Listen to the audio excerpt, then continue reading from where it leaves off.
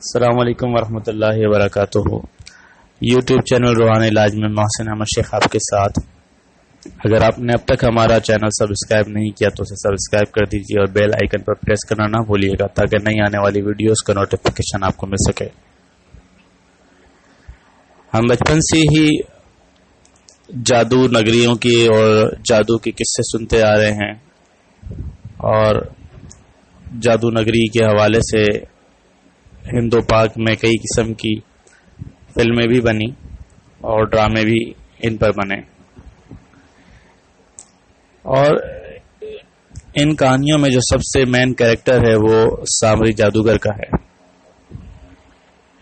تمام فلموں، ڈراموں اور کہانیوں میں سامری جادوگر کو جادوگروں کا شہنشاہ بتایا گیا ہے، سب سے بڑا جادوگر بتایا گیا۔ آیا کہ سامری جادوگر تھا بھی یا نہیں تھا، یا وہ واقعی کوہ کاف میں رہتا تھا؟ آج ہم اپنی ویڈیو میں ڈسکس کریں گے سامری جادوگر کے بارے میں تمام معاملات۔ روایتوں میں آتا ہے کہ سامری جادوگر حضرت موسیٰ علیہ السلام کا بھانجا تھا، اور جب فرعون کو دریا نیل میں غرق کیا گیا تو سامری جادوگر کی عمر جو ہے وہ بہت ہی کم تھی اور وہ بچہ تھا، شاید کہ شیرخوار بچہ، اور کچھ روایتوں میں یہ بھی آتا ہے کہ وہ جوان تھا۔ جب فرعون کو غرق کیا جا رہا تھا تو ایک نورانی، رحمانی اور روحانی چہرے والی شخصیت گھوڑے پر سوار تھی، اور ان کے گھوڑے کے قدم جس جگہ پڑتے تو اس زمین سے گھاس اگاتی۔ تو اس سامری جادوگر نے یہ گمان کیا کہ یہ حضرت جبرائیل علیہ السلام ہی ہیں جو اللہ تعالیٰ کا پیغام لے کر اور حضرت موسیٰ علیہ السلام کے پاس آئے ہیں اور حضرت موسیٰ علیہ السلام کی مدد کو آئے ہیں۔ تو جس جگہ اس گھوڑے کی قدم کے نشانات ہوتے وہ اس جگہ قدم کی مٹی کو اٹھا لیتا اور اپنے پاس رکھ لیتا۔ وقت گزرتا گیا،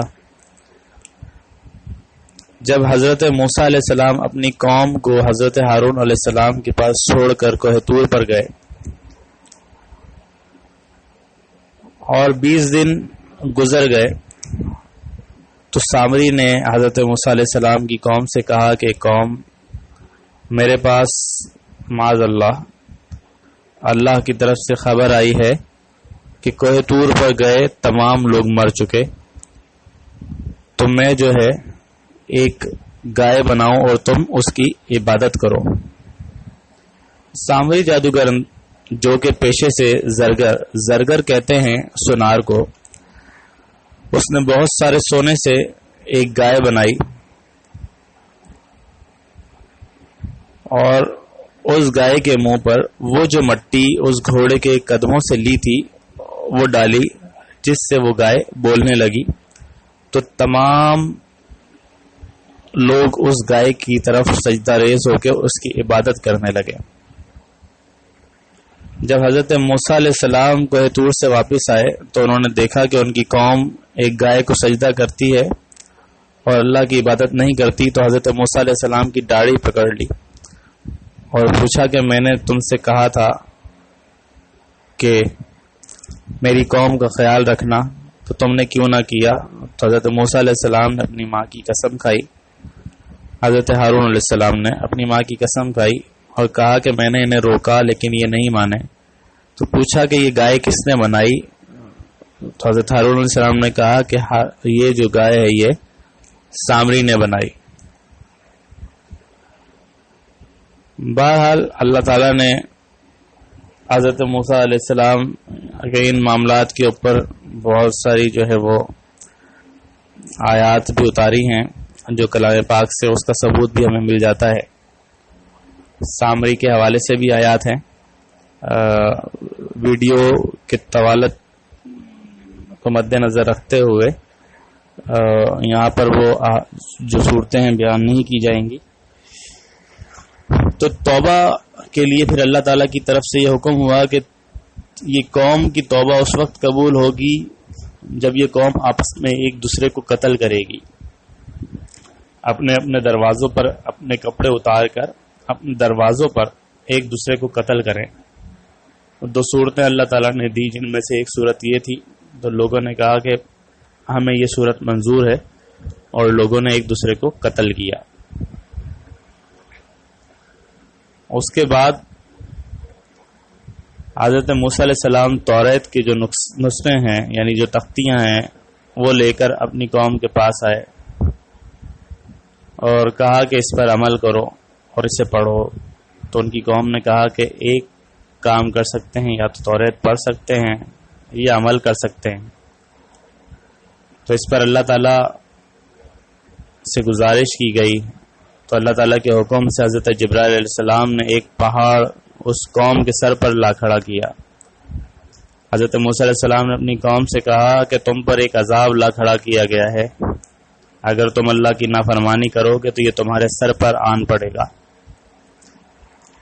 تو اس خوف سے وہ سب سجدے میں چلے گئے اور اپنے سر کا ایک حصہ زمین پر رکھ دیا اور دوسرے حصے سے پہاڑ کی طرف دیکھنے لگے، اس خوف سے کہ کہیں وہ پہاڑ ان پر آ نہ گرے۔